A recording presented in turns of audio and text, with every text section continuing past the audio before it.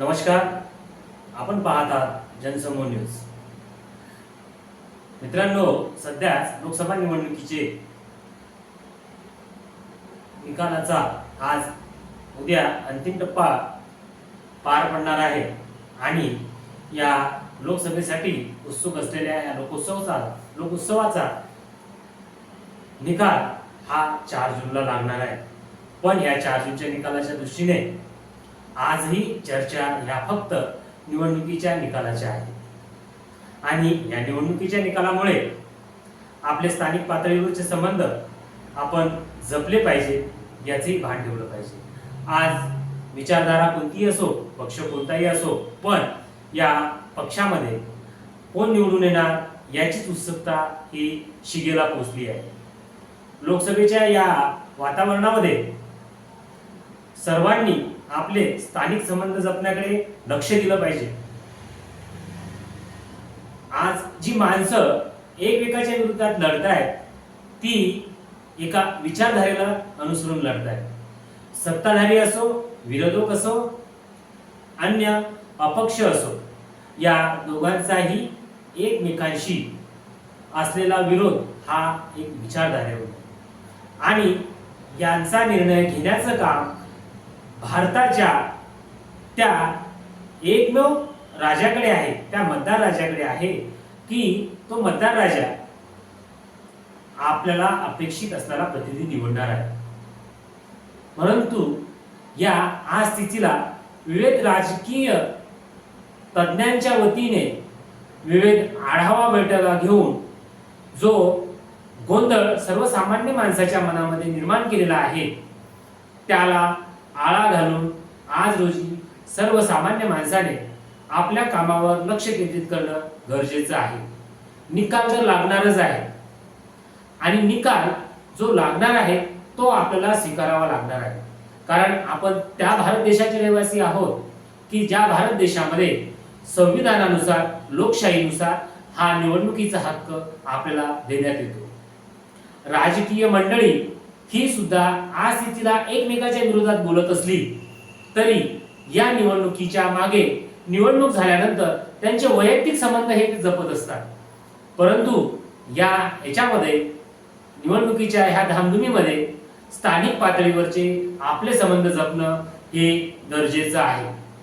अनेक राजकीय तज्ञांकडून वेगवेगळ्या पद्धतीने याबाबत वेगवेगळे निष्कर्ष, वेगवेगळे विषय मांडले जात असतील तरीही आपण गोंधळून जाता कामा नये.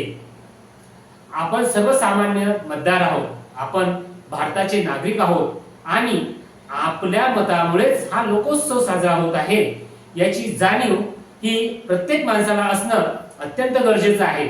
अन्यथा आपल्या मताधिकारावर विविध राजकीय पदाधिकारी हे आपलं अस्तित्व दाखवण्याचा प्रयत्न करत असतील तरी मतदार राजांनो, विसरू नका, यांना सत्तेत ठेवायचंय, यांना आपलं प्रतिनिधित्व द्यायचंय किंवा यांच्यासाठी जो हक्क आहे तो तुमच्या हातात आहे. आपल्या बहुमूल्य मताच्या माध्यमातून आपण त्यांना प्रतिनिधित्व देण्यासाठी आपल्या मतदारसंघामध्ये मतदान केलेलं आहे. त्याच्यामुळे चर्चा आणि निकाल हा लोकशाहीच्या आधारस्तंभाला असल्यानुसारच लागणार आहे. त्यामुळे कोणत्या चर्चा सुरू आहेत याकडे लक्ष देऊ नका. राजकीय पक्षांचे पदाधिकारी आज रोजी विचारधारेच्या माध्यमातून लोकांना आपल्या बाजूने करण्याचा प्रयत्न करत असले तरी ज्याची विचारधारा ज्याला आवडली तो तिथे मताचा हक्क भिजवणार आहे आणि प्रत्येकाला आपलं मत सिद्ध करण्याचा अधिकार आहे. त्यामुळे कोणतेही राजकीय विश्लेषक त्याच्या पद्धतीने त्याच्या अनुभवातून ते सिद्ध करणार आहेत. परंतु सर्वसामान्य माणसाने आपले स्थानिक संबंध जपण्यासाठी महत्त्वपूर्ण लक्ष देणं गरजेचं आहे. अन्यथा या एका निवडणुकीमुळे निकाल लागायचा तो लागणारच आहे, पण आपले स्थानिक पातळीवरचे संबंध हे बिघडतील. आपल्याला ज्या स्थानिक पातळीवर राहायचं आहे त्यातच आपण लहानाचे मोठे झालेलो आहोत. प्रत्येकासोबत आपले संबंध आहेत आणि आजही राजकीय विचारधारेमध्ये एकमेकाचे पक्ष जरी वेगळे असले तरी आपल्याला एकमेकाच्या सहवासात आपण वागणार आहोत. त्यामुळे आपल्या सुखदुःखाच्या वेळी आपली स्थानिक मंडळीच, ती पक्षाची कोणती असो, कोणत्याही समाज घटकातली असो, ती सहज धावून येते. कोणताही राजकीय पक्ष धावून येत नाही. म्हणून या सर्व मतदानाचा, लोकशाहीचा, लोकसभेचा किंवा विविध निवडणुकीचा महत्त्वपूर्ण घटक हा मानव आहे. आणि मानवासाठी असलेली ही लोकशाही, असलेला हा लोकोत्सव साजरा होणारच आहे. त्यामुळे आपले स्थानिक संबंध जपण्यावर स्थानिक माणसाने लक्ष दिलं पाहिजे. आणि राहिला मतदानाचा निकाल हा लागणारच आहे, तो थांबणार नाही. परंतु ज्या पद्धतीने प्रत्येकाला अपेक्षित आहे असा निकाल लागेल असं नव्हेच. आजची ह्या सध्याची भारतातली झालेली निवडणूक ही फक्त मतदानाने उचलून घेतलेली आहे. मग तो पक्ष कोणताही असो, मला कोणत्याही पक्षावर चर्चा करायची नाही आहे. मला मतदारांना, सर्वसामान्य माणसांना आपलं मत हे बहुमोल आहे आणि त्यांनी त्यांचा हक्क प्रामाणिकपणे बजावलेला आहे, जागरूकता दाखवलेली आहे. हाच स्वाभिमान प्रत्येक सर्वसामान्य माणसामध्ये आहे.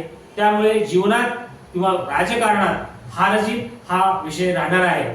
तरी मतदारांनो, आपले संबंध जपा व होत असलेल्या या निकालाच्या गोंधळापासून सावध राहा. आज रोजी प्रत्येकाच्या डोक्यात एकच विचार आहे की हा निवडून येईल का, सकाळ झाली की तो निवडून येईल का, हा पक्ष निवडून येईल का, तो पक्ष निवडून. याबाबत, या विचाराबाबत सावधानता बाळगा. आपल्या आयुष्यामध्ये जीवन जगत असताना आपल्या जबाबदाऱ्या आपल्यासाठी महत्त्वपूर्ण आहे. मतदान करणं हा आपला हक्क आहे आणि आपण तो केला आहे. आणि त्याचा निकाल सर्वसामान्य एकाच्या व्यक्तीच्या नव्हे, तर देशभरातल्या प्रत्येक करोडो जनतेच्या माध्यमातून त्यांनी निवडलेला प्रतिनिधी आणि हा निवडलाच जाणार आहे. त्याच्यामुळं गोंधळ करू नका. आणि निवडणूक ही अल्पशा एका मताने सुद्धा विजयी करू शकते. म्हणून आपण गोंधळून जायची गरज नाहीये. तरी यापुढे 4 जून पर्यंत प्रतीक्षा करावी, कुठलाही गोंधळ करू नये आणि सावधानता बाळगावी. कारण येणाऱ्या काळात आपल्याला सर्वांसोबत संबंध ठेवून आपली जीवनशैली जगायची आहे. तसेच यामुळे कोणताही निकाल असो, कोणत्याही चर्चा असो, त्याच्यामुळे कुठलेही वाद उपस्थित करू नका. आपल्या जीवनाची कामं ही आपण योग्यरित्या पार पाडली पाहिजे, इतकंच मला सांगायचं आहे. त्याच्यानंतर निकाल झाल्यानंतरही कुठलाही विचारधारा, कुठला विजय हा साजरा करा, पण कुठल्याही समाजाला, कोणत्याही पक्षाला गालबोट लागणार नाही याच्याकडे सुद्धा लक्ष देणे गरजेचे आहे. मी संतोष पिंगळे, जनसमूह न्यूज. तसेच आपल्याला या विविध विषयावर अधोरेखित व्हिडिओ तयार करण्याचा, माझे मत मांडण्याचा मी प्रयास करत आहे. आपल्या मनात कोणते विषय असतील त्याची सुद्धा माहिती आपण मला डिस्क्रिप्शन बॉक्समध्ये द्यावी.